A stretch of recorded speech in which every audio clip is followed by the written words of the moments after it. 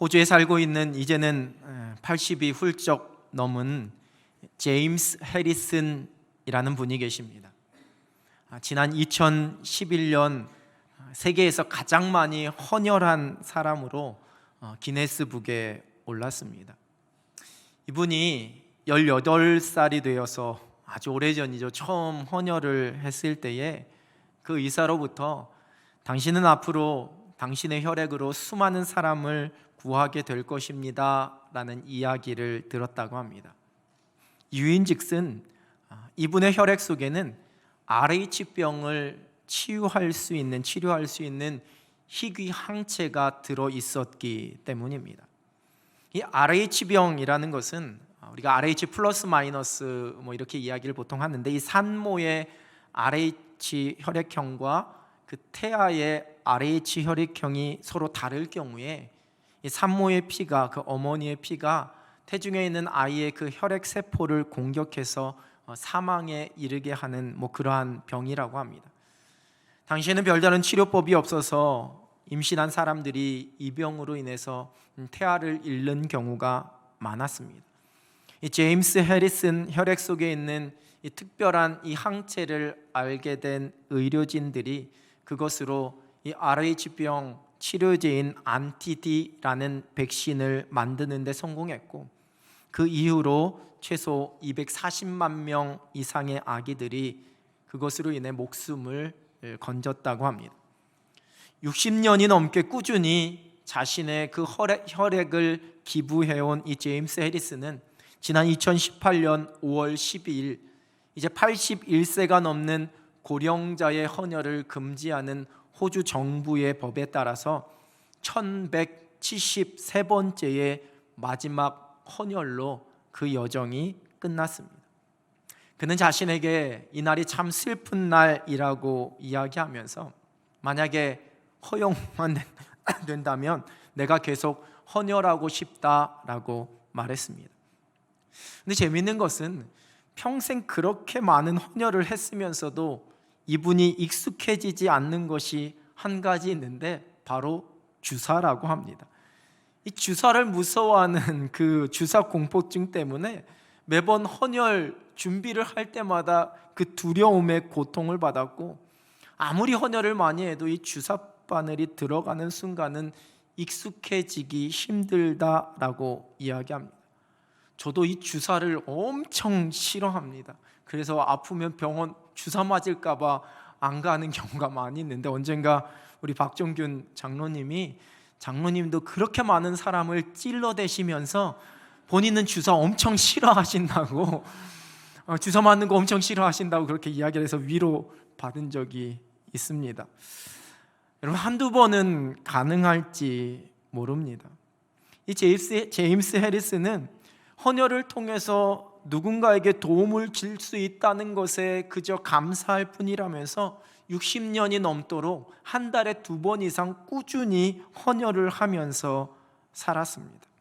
어떤 보수나 대가를 받는 것이 아닌데, 이러한 일을 계속해서 한다라는 것 결코 쉬운 일은 아닙니다. 근데 반면에 우리가 흔히 흑화된다라는 그런 표현을 할 때가 있습니다. 이 흑화된다라는 것은 주로 소설이나 영화나 드라마 속에 이 주인공이나 등장인물이 점점 변해가는 것, 보통은 긍정적으로 바뀌어가는 것이 아니라 부정적이고 악한 모습으로 변화되어 가는 것을 흑화된다라고 표현합니다. 그리고 대부분 이러한 흑화가 되기 시작하는 계기가 있습니다. 억울한 일을 만나거나 슬픈 일을 만나거나 충격적인 일을 만나거나 자기가 누군가에게 무시당하게 되는 사건을 만나면서부터 흑화되기 시작합니다. 또한 어떠한 일이 잘 풀렸을 때도, 그 환경이나 그 상황이 예전과는 달리 좋아졌을 때도 그렇게 좋지 않게 그 사람이 변해가는 모습을 보게 됩니다. 한결같지 않은 모습이라는 겁니다. 오늘 함께 읽은 본문 이후의 말씀 속에서 우리는 기드온의 이러한 모습, 한결같은 꾸준한 믿음의 사람이 아닌 소위 흑화되어가는 그러한 모습을 만나게 됩니다. 오늘 이 기드온의 삶을 묵상하며 나는 여호와께서 함께 계시도다 이 시리즈를 마치려고 합니다. 원래는 8부작이었는데 7부작으로 조기 종영하려고 합니다. 이 조기 종영하는 데는 여러 가지 이유가 있죠. 제일 큰 이유는 시청률에 실패했기 때문에 사람들이 별로 좋아하지 않으면 그냥 일찍 마치기도 하고, 또 방송국 사정에 의해서도 그럴 수 있고, 8부에서 나눌 그 말씀 오늘 함께 오늘 말씀 속에서 나눠보려고 합니다. 이 미디안과의 전쟁의 마지막은 지난주에도 살펴봤던 것처럼 기드온이 숫곳 사람들을 죽이고 분우엘의 망대를 허는 것이었습니다. 자신의 요청을 도와달라라는, 우리에게 떡을 좀 달라라는 그 요청을 거절하고 자신들을 무시하고 조롱했던 그 사람들에 대한 심판이었습니다. 그러나 또 한편으로는 이후에 기드온의 모습, 기드온에게 펼쳐지는 그 일들과 연결해서 묵상하게 될 때 이렇게 행하는 기드온의 모습 속에 그의 연약함도 우리는 발견하게 됩니다. 당시 미디안의 압제 가운데 있었던 이스라엘은 여러분 감히 대항할 용기가 없었습니다. 포도주 틀에서 몰래 밀을 타작하던 기드온도 마찬가지였습니다. 그러나 기드온에게는 하나님께서 거듭거듭 표징을 통해서 승리의 약속을 허락해 주셨고, 자신의 눈앞에서 믿기지 않는 일이 일어나는 그 하나님의 손길도 보게 하셨습니다. 그래서 결국에는 그 의심이 많았던 기드온도 미디안을 이제 자신의 손에 붙이신 그 하나님의 말씀, 그 하나님의 일하심을 믿게 되었던 겁니다. 그런데 하물며 이스라엘 백성들, 그러한 표징이나 그러한 말씀을 구체적으로 들은 것도 없었던, 또한 이전에 기드온의 행한 활약도 없었기에 기드온에 대해서 아무것도 알지 못했던 그들이 기드온의 그 말만 듣고 하나님께서 주실 그 승리를 확신하면서 그들에게 먹을 것을 내어준다라는 것, 여러분 결코 쉬운 일은 아니었습니다.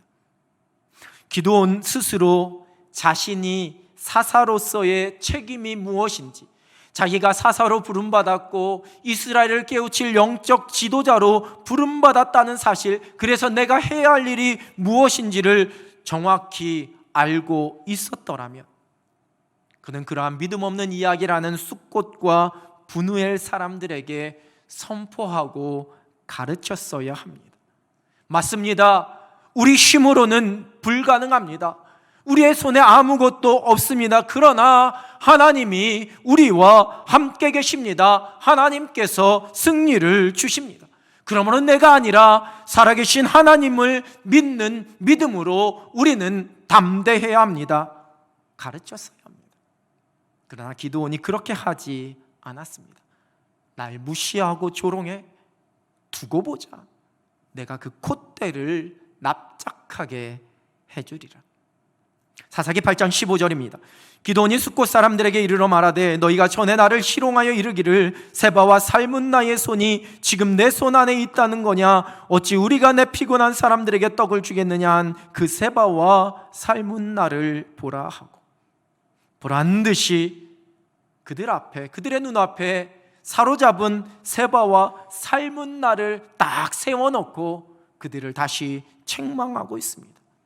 그리고는 숫곳의 장로들을 붙잡아서 들가시와 찔레로 징벌하고 그 분우엘의 망대를 헐며 성읍 사람들을 죽이게 됩니다. 영적인 지도자, 신앙을 가르쳐야 할 지도자인 사사로서는 한참 부족한 모습을 보여주고 있습니다.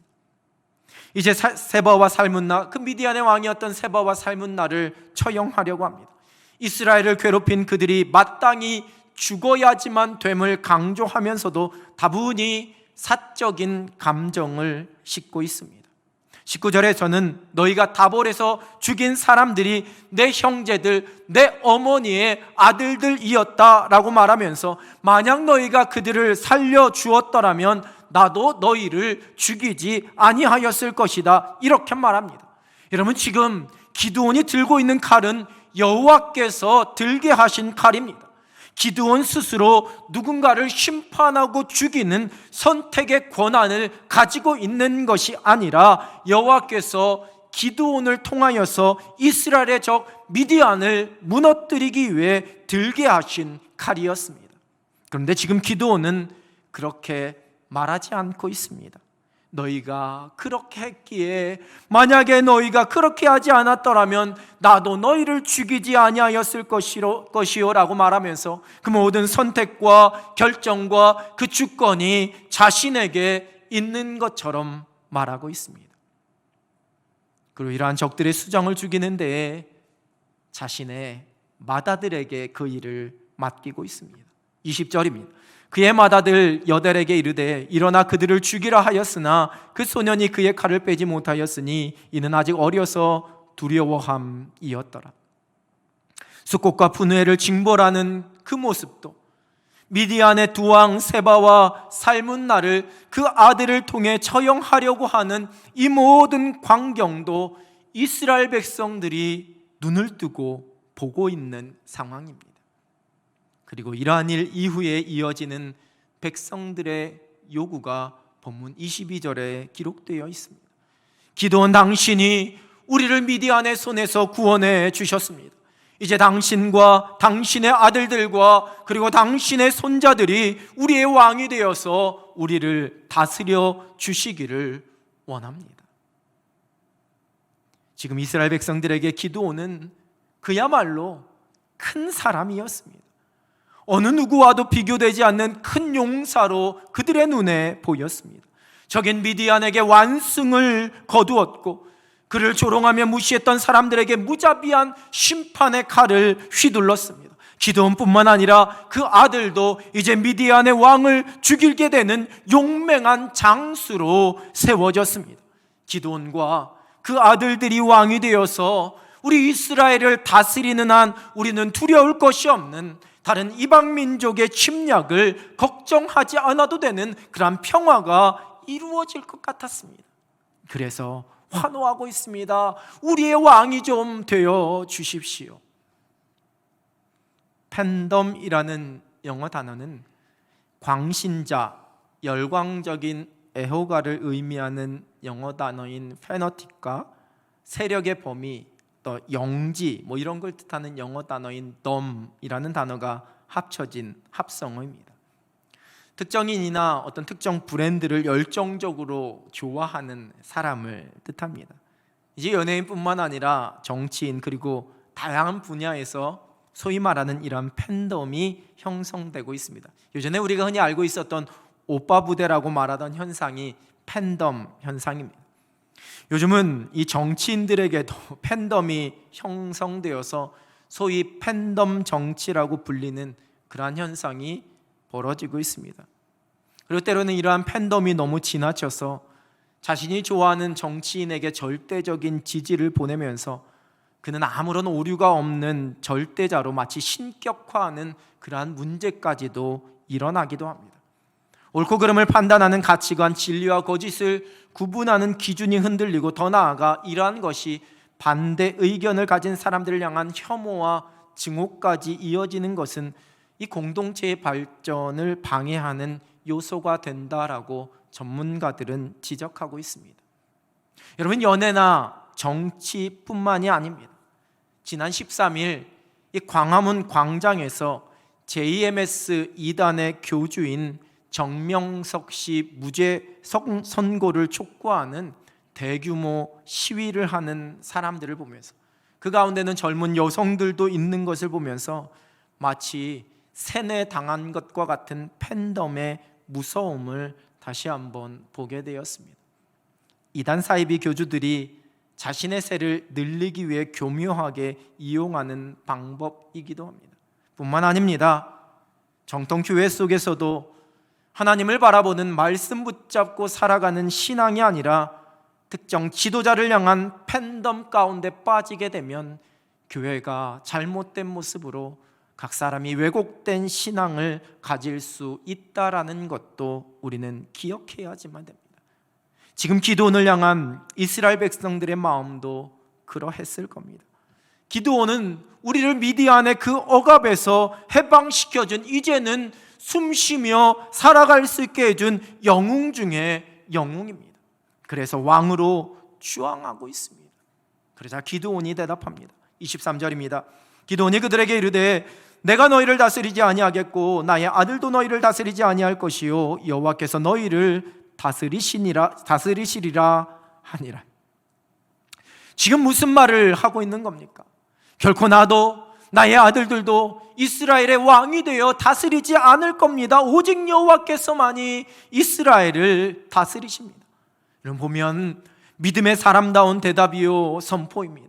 그런데 문제는 그 뒤에 이어지고 있는 24절 이후의 기드온의 말과 모습입니다. 24절 상반절입니다. 기드온이 또 그들에게 이르되 내가 너희에게 요청할 일이 있으니 너희는 각기 탈취한 귀고리를 내게 줄지니라.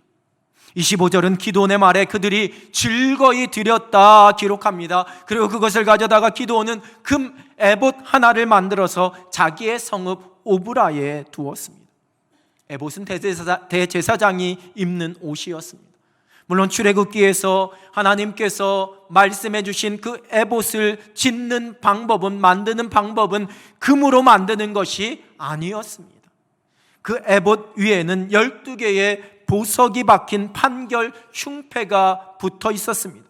그리고 이 에봇과 판결 흉패 사이에 우림과 툼밈을 넣었습니다. 대제사장이 여호와 앞에 나아갈 때 입었을 뿐만 아니라 또한 하나님의 뜻을 묻는 도구로 이 에봇이 사용되기도 했습니다.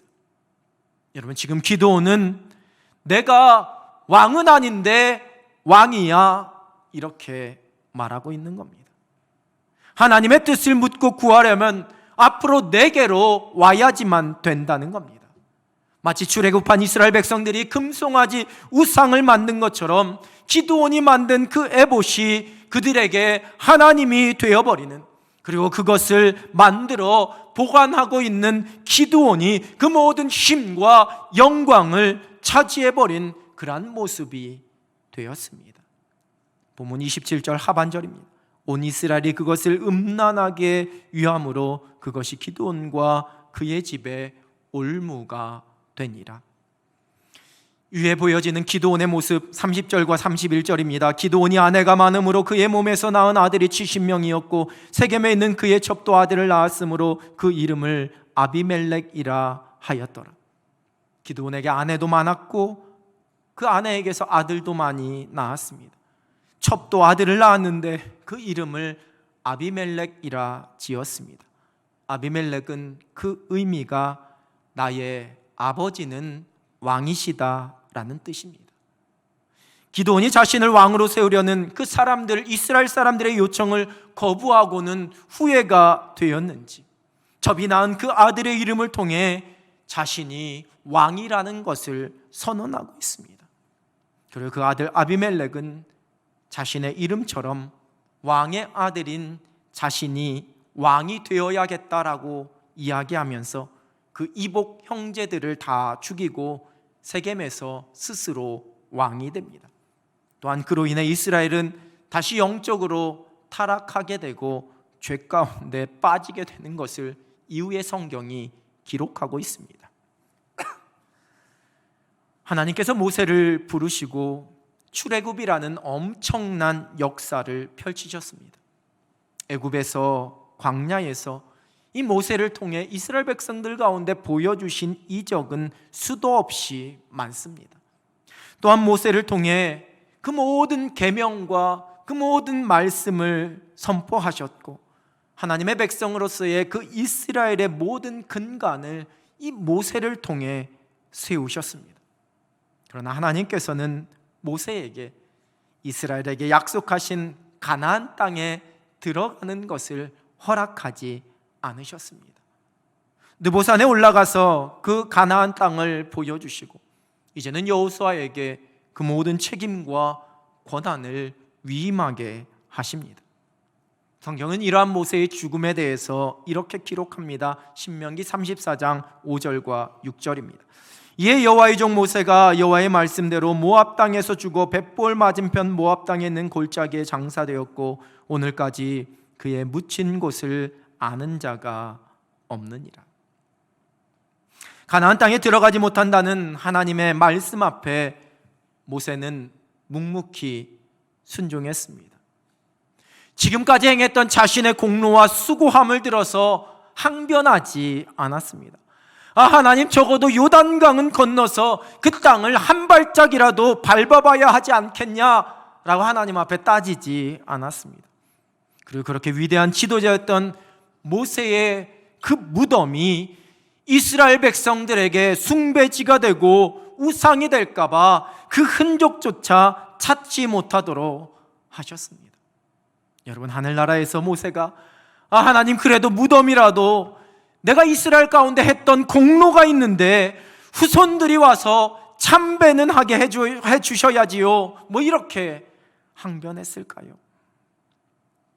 모세의 아름다운 마지막 모습을 보면서 하나님의 일을 위해 평생 도구로 쓰임받고 헌신한 사람들의 마지막 모습이 어떠해야 할지를 다시 한번 생각하게 됩니다. 사도 바울이 자신의 행한 일을 돌아보며 드린 고백을 우리는 기억합니다. 고린도전서 15장 10절입니다. 그러나 내가 나 된 것은 하나님의 은혜로 된 것이니 내게 주신 그의 은혜가 헛되지 아니하여 내가 모든 사도보다 더 많이 수고하였으나 내가 한 것이 아니요 오직 나와 함께 하신 하나님의 은혜로라.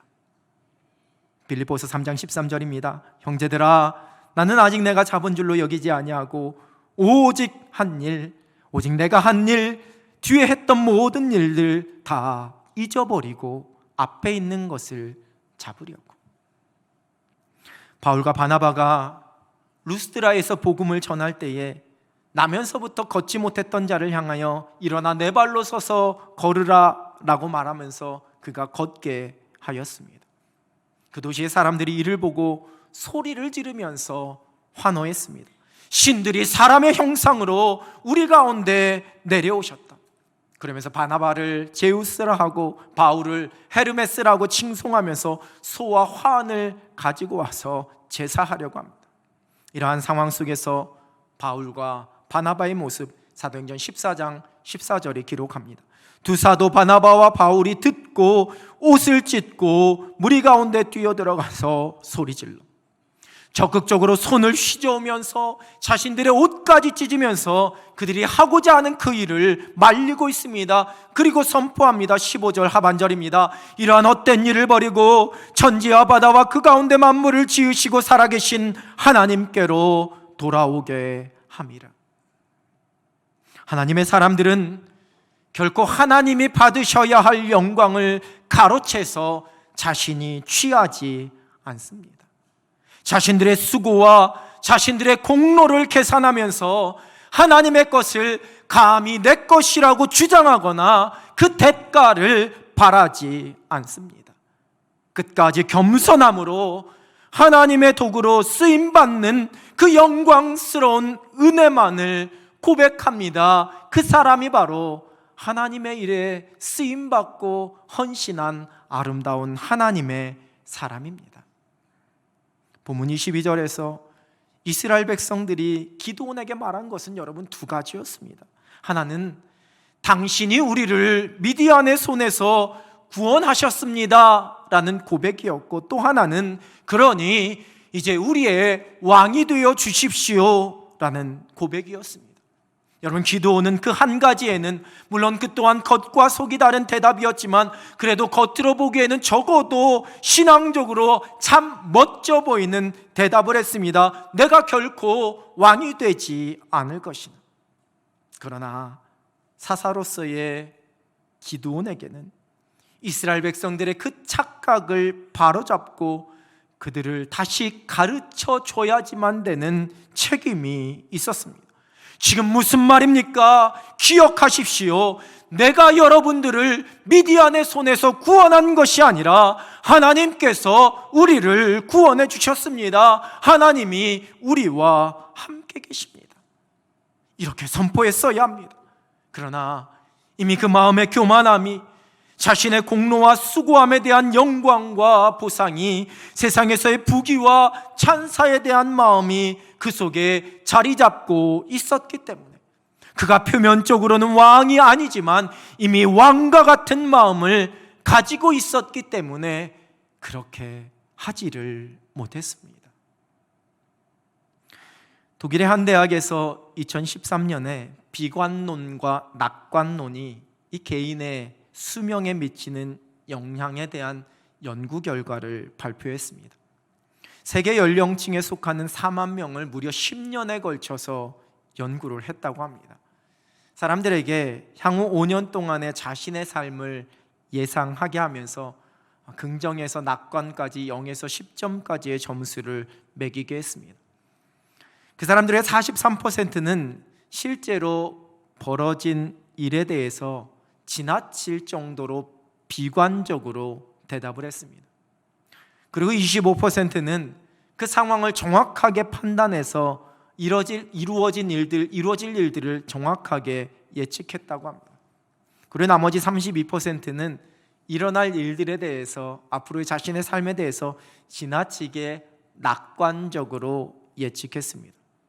근데 여러분, 놀랍게도 지나치게 낙관적으로 예측했던 32%의 그룹이, 그 그룹 사람들의 건강이 평균적으로 다른 사람들보다 더 많이 안 좋아진 것으로 나타났다고 합니다.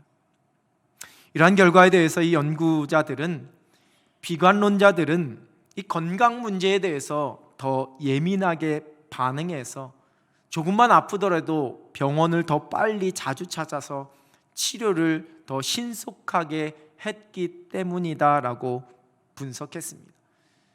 일에 대해서 낙관적으로 긍정적으로 바라보는 것이 나쁜 것이 아니라 절대 그럴 리 없다라는 지나친 자신감과 그 낙관이 때로는 자만과 무감각으로 이어지게 될 수 있다라는 것을 가르쳐주는 그러한 결과입니다. 고린도전서 10장 12절입니다. 그런즉 선줄로 생각하는 자는 넘어질까 조심하라. 우리를 넘어뜨리려는 사단은 늘 우리의 약한 틈을 비집고 들어와서 우리를 유혹합니다. 우리를 향하여서 더 스스로 높아지라고, 더 많이 가지라고, 네가 인생의 주인이요 네가 왕이라고, 너의 능력과 노력으로 이 모든 것을 이룬 것이라고, 너의 땀의 결과를 마음껏 즐기고 마음껏 웃주라고, 마음껏 소유하라라고 유혹합니다. 그리고 그때 우리가 넘어질 수 있습니다. 내가 왕년에, 내가 소싯적에 그 이야기가 내가 영웅이 되는 무용담과 성공담이 되느냐, 아니면 믿음의 간증이 되느냐는 그 이야기 속에서 누가 주인공인가에 달려 있습니다.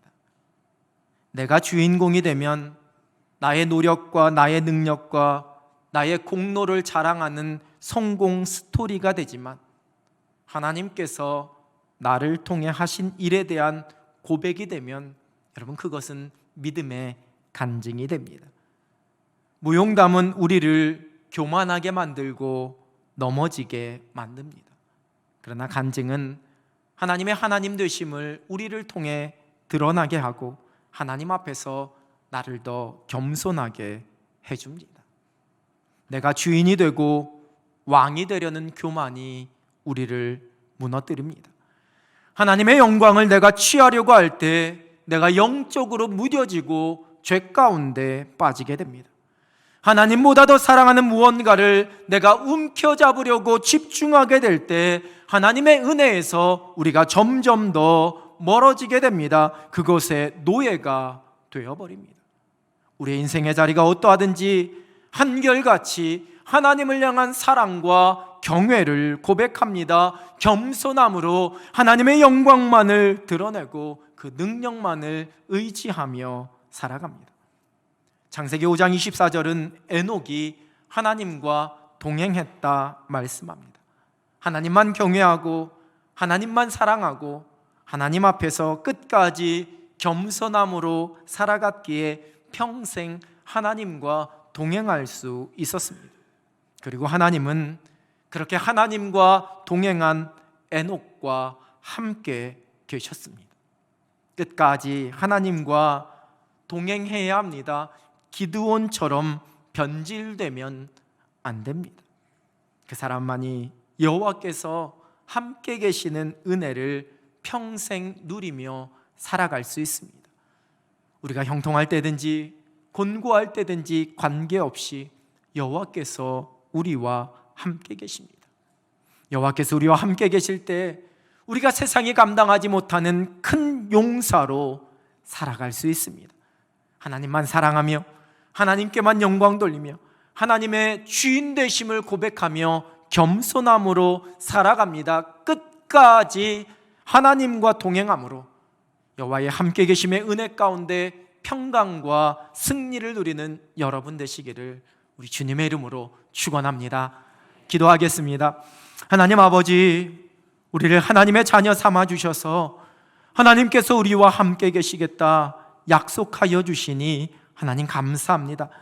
기도원처럼 우리의 성과와 우리의 이루어 놓은 일을 바라보며 교만함 가운데 빠져 하나님으로부터 멀어지는 어리석은 자가 되지 않게 하여 주시고 끝까지 겸손함으로 왕 되신 하나님과 동행하며 살아가는 하늘 백성들 되게 하여 주시옵소서. 예수 그리스도의 이름으로 기도드립니다. 아멘.